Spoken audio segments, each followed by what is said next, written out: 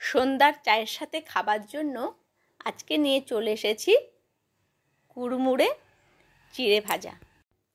খুবই সুস্বাদু খেতে লাগে, সাথে কারি পাতা, শুকনো লঙ্কা, বাদাম খুবই টেস্টি হয় একসাথে দিলে। চিড়ে ভাজা বানানোর জন্য আমি চিড়ে নিয়েছি আর নিয়েছি একটা বাটিতে জল, ওতে একটু সামান্য নুন দিয়েছি। নুনটাকে গুলে নেব। এইভাবে গুলে নিয়ে আমি নুনটা গুলে গেলে হালকা হালকা করে চিড়ের উপরে ছিটিয়ে দেব। এইভাবে ভালো করে আমি দিয়ে দিচ্ছি। এবার একটু মাখিয়ে নেব, তাহলে চিড়ের মধ্যে হালকা হালকা নুন হয়ে গেলে নুনটা ভালো লাগবে। নাহলে ওপর থেকে নুন যতই দিই ভেতরে কিন্তু নুনটা ঢুকবে না। মাখানো আমার হয়ে গেল। এবার কড়াইয়ের মধ্যে আমি তেল দিয়ে দেব। সাদা তেলে আমি চিড়েটা ভাজব। একটু বেশি পরিমাণেই তেল দেব, ওটা ছাকা তেলে খুব ভালো লাগবে।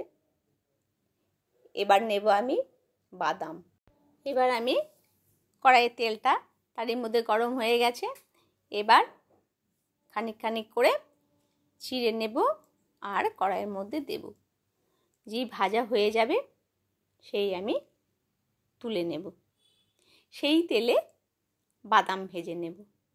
বাদামটাকে এইভাবে নাড়িয়ে নাড়িয়ে 2 মিনিট রাখলেই কিন্তু বাদামটা ভাজা হয়ে যাবে। তো সেই জন্য ঘুরিয়ে ঘুরিয়ে আমি বাদামটাকে ভেজে নিচ্ছি। বাদামটা বেশ ভাজা হয়ে যাবে, একটু ফাটা ফাটা হয়ে গেলে বুঝতে পারা যাবে বাদামটা ভাজা আমার হয়ে গেছে। এবার ওই তেলের মধ্যেই দিয়ে দেব কারি পাতা। কারি পাতাগুলো ছাড়িয়ে দিয়ে দিচ্ছি। দেখুন কারি পাতা এত সুন্দর গন্ধ ওঠে। সবেতেই আপনারা দিতে পারেন, আলু সেদ্ধ, চিড়ে ভাজা, মুড়ি ভাজা, যাই হোক তাতে কিন্তু কারি পাতাটা সম্বরে তো আছেই, ভীষণই সুন্দর গন্ধ আসে। সাথে দিলাম 2টো শুকনো লঙ্কা। একসাথে 2টো লঙ্কাকেও ভেজে নিলাম। লঙ্কার ঝালটাও খুব ভালো লাগে খেতে। মোটামুটি আমার ভাজা হয়ে গেছে। এবার আমি তুলে নেব। এটা আমি তুলে নিলাম। এবার একটা আমি মশলা বানাবো।